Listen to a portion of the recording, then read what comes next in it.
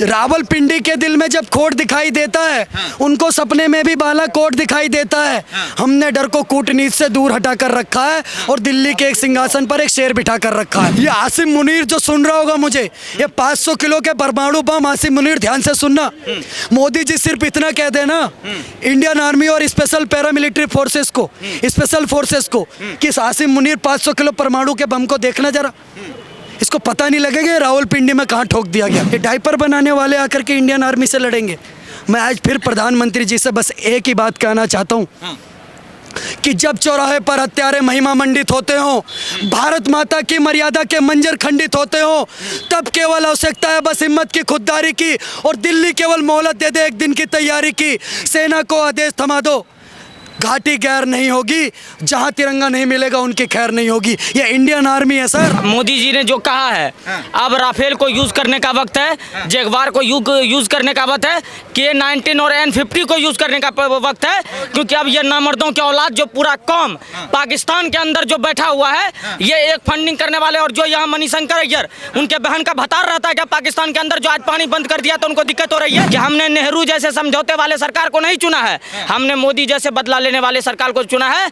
तो सारे नामर्दों को मर्द बनाया जाएगा और पूरा पाकिस्तान को मिट्टी में मिलाया जाएगा। हम बॉर्डर पर तो चले जाएंगे, लेकिन तुम्हारे जो अब्बा बैठे हुए हैं ना, वो कहेगा कि देखो हिंदुवादी संगठन बॉर्डर पर पहुंच गया है, देखो देश की सेना कमजोर हो रही है, यही तुम्हारे अब्बा ही कहेंगे। सर्जिकल स्ट्राइक नहीं करनी चाहिए भारत को भाई।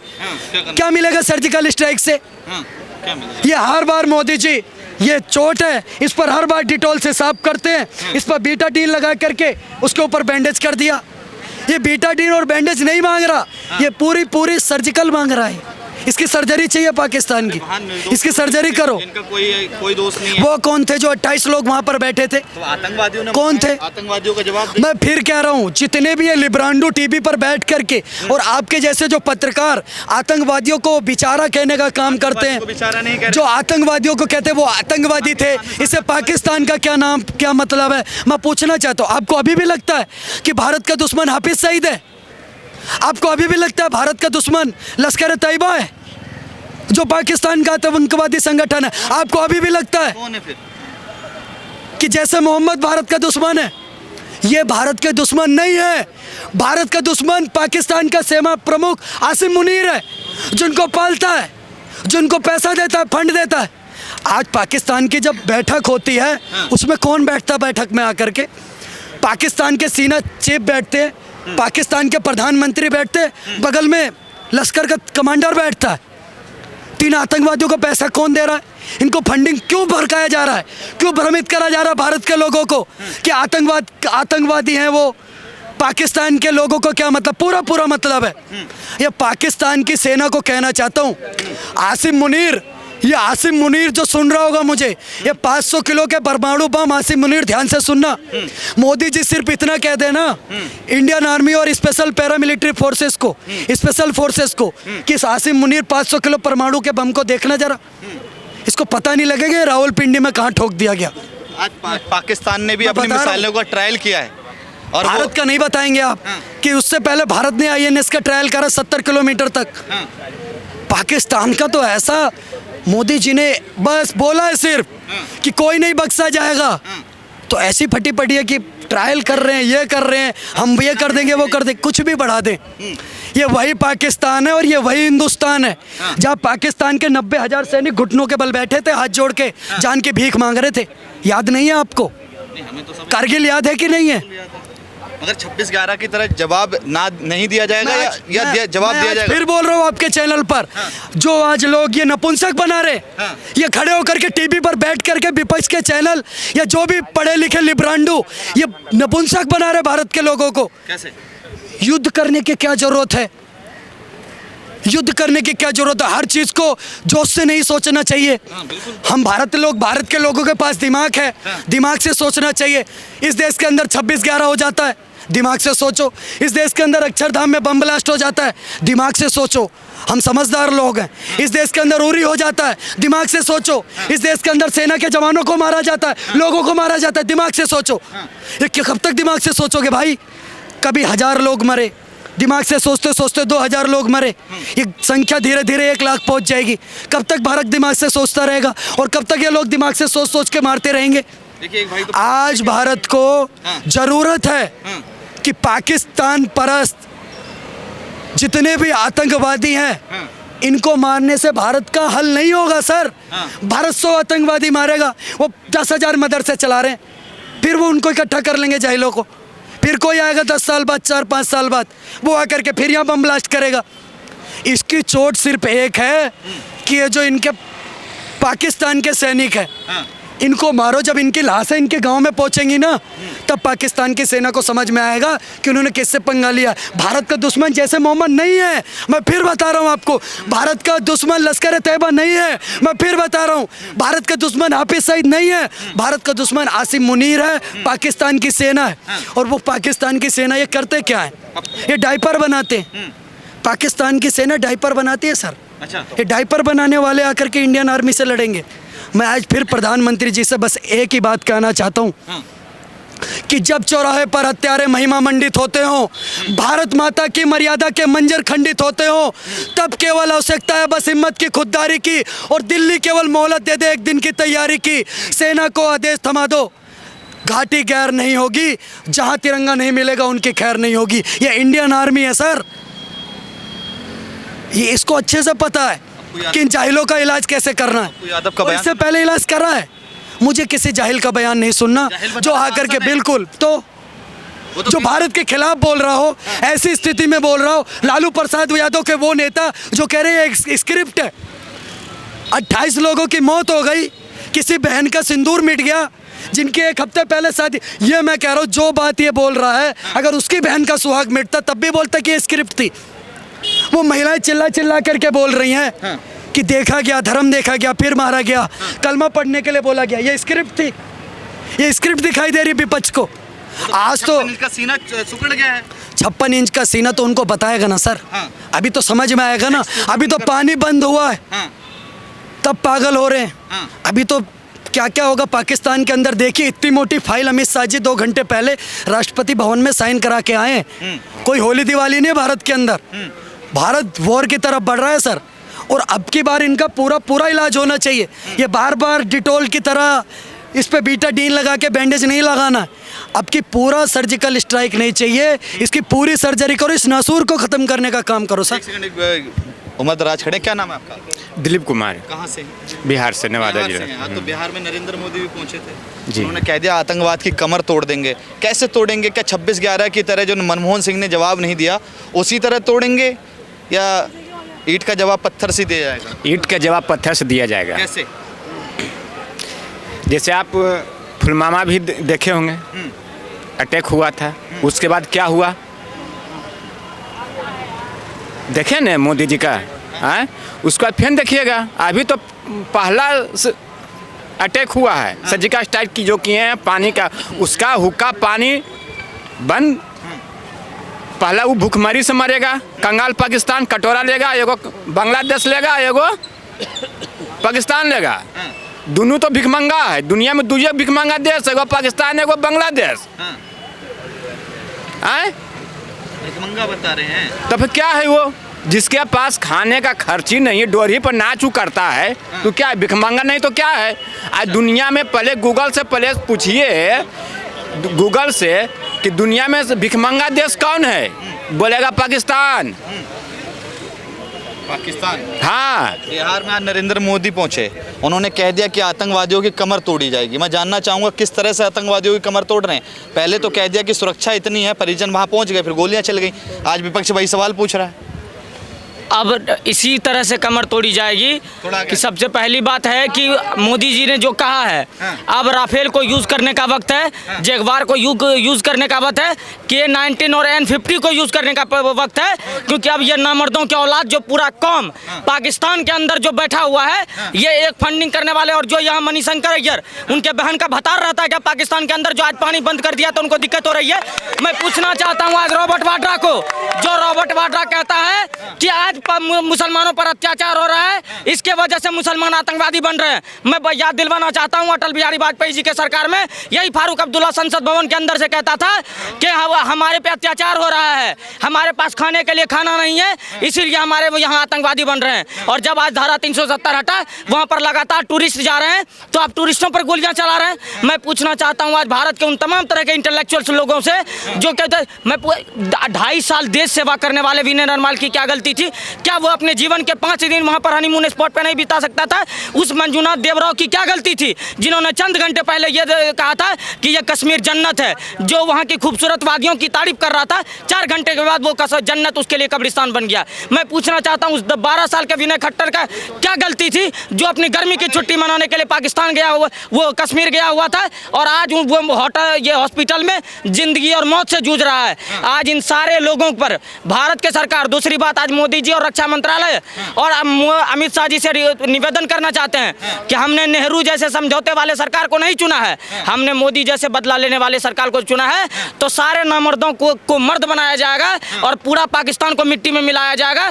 ये तो सिर्फ अभी सिंधु जल बॉर्डर का ये हुआ है ना, और अटारी बॉर्डर की बात हुई है। ये कुछ दिन के बाद आपके पास वीज़ा तो बंद। मैं कहता हूं कि जितने लोग भारत में बैठे हुए हैं एज ए टूरिस्ट, या आज भारत में उनके लोग बैठे हुए हैं, मैं पूछना चाहता हूं, ये कहते हैं कि पाकिस्तान से हमारा कोई कनेक्शन नहीं है। बताइए कासिम अली झारखंड के जमशेदपुर वाला कौन व्यक्ति है जो ट्विटर हैंडल पर लिखता है थैंक यू इजराइल, ये थैंक यू पाकिस्तान?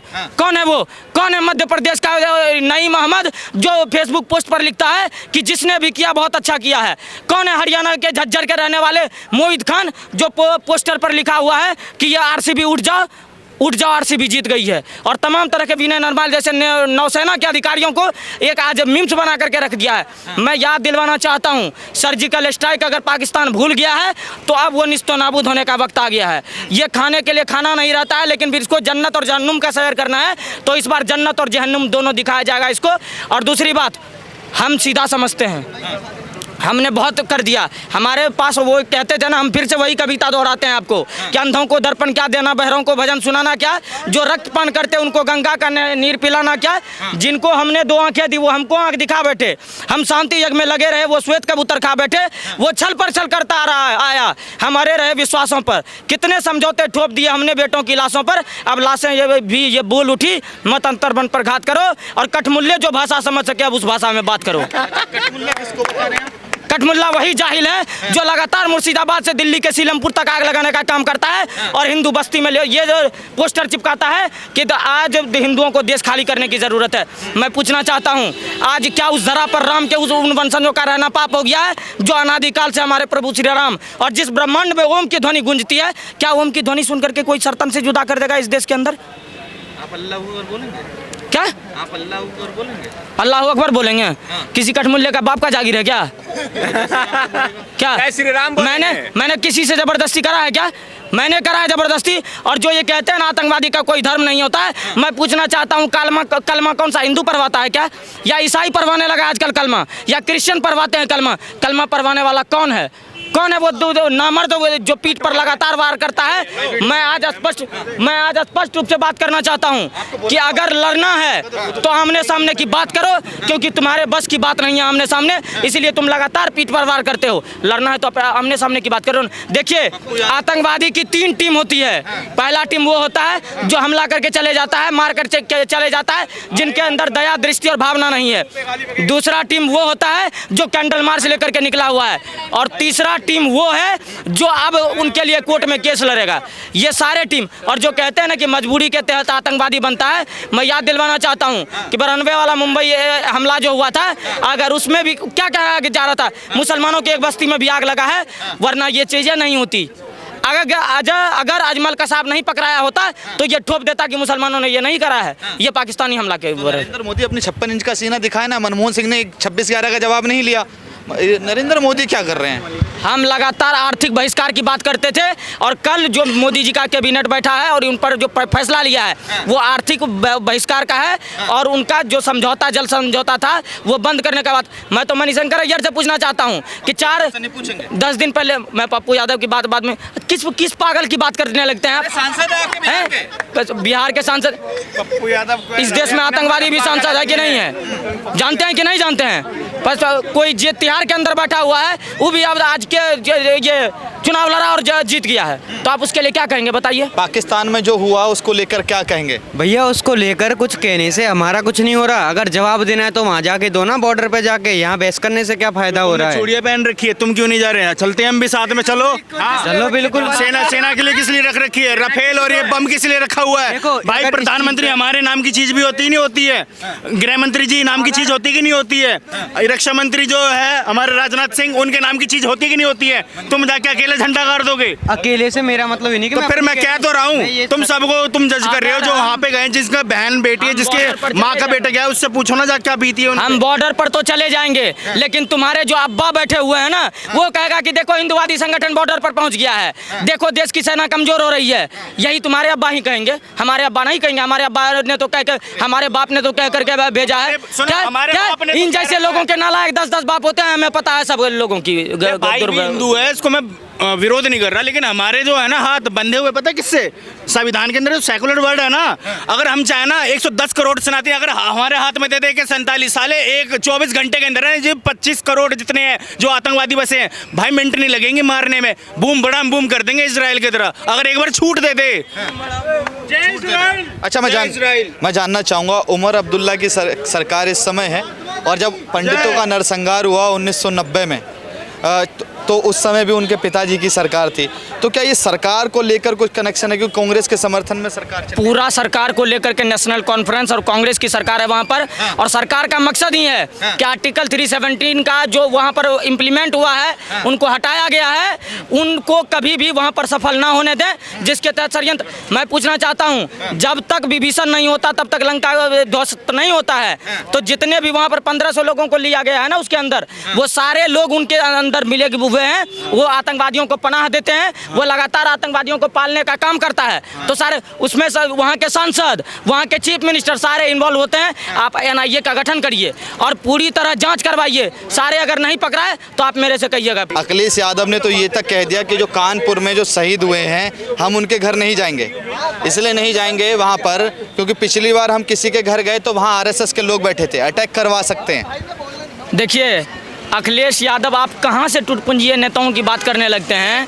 जिनका नाक उनका साथ छोड़ चुका है, उनका नाक उनका साथ छोड़ चुका है, उनका देखिए नाक रास्ता बदल लिया है, तो उनकी जनता क्या साथ देगी? अखिलेश यादव जैसे लोग, ये सारे आतंकवादी इनके रिश्तेदार लगते हैं। जितने भी विपक्ष में बैठे लोग हैं इन सारे लोगों का रिश्तेदार है आतंकवादी। मैं आज भारत सरकार से यही निवेदन करना चाहता हूँ कि समझौते वाली सरकार हमें नहीं चाहिए, हमें बदला लेने वाली सरकार चाहिए और बदला ले करके दिखाए, क्योंकि पूरा जीवन पांडवों ने गुजार दिया। जब तक कुरुक्षेत्र के मैदान में नहीं उतरा तब तक महाभारत का फैसला नहीं हुआ था। उसी तरह से फैसला लेने का वक्त है, सीधा बात समझ। इससे फैसला लेने की बात कर रहे हैं, मैं जानना चाहूँगा उमर अब्दुल्ला की सरकार है वहाँ पर, क्या उससे पहले जब पंडितों का नरसंहार हुआ तब भी वहाँ पर देखा जाए यही इनके पिताजी की सरकार थी? ये मिली जुली साजिश है क्या? नहीं, देखिए मैं एक बात बता देना चाहता हूँ, इंटेलिजेंस है, आपको बताएंगे आने वाले समय पर जो बात है आप इस बात को समझिए। अभी हमारी बात हो रही है पाकिस्तान से, अगर भारत पाकिस्तान से वॉर के जोन में है, युद्ध की स्थिति बन रही है, तब ये लिब्रांडो आकर के ज्ञान देने का काम ना करे, क्योंकि युद्ध के समय पर ज्ञान की जरूरत नहीं होती, साथ की जरूरत होती है। जो दे सके वो दे, जो नहीं दे सकते वो अपना जाए। आज भारत को जरूरत है। आपने कहा कि 56 इंची सीने की बात कर रहे थे, तो प्रधानमंत्री जी का है 56 इंची सीना, उन्होंने बालाकोट करके बताया, उन्होंने उरी करके बताया, हमें बताया कि उनका सीना 56 इंची का है। हम कहते नहीं है कि आप एक बात समझिए कि आपने उरी में नहीं देखा, उसके बाद क्या हुआ, देखा कि नहीं देखा? उसके बाद अब पलटवार किया जाएगा? बिल्कुल पलटवार किया जाएगा। कि देखिए रावलपिंडी के दिल में जब खोट दिखाई देता है, उनको सपने में भी बालाकोट दिखाई देता है।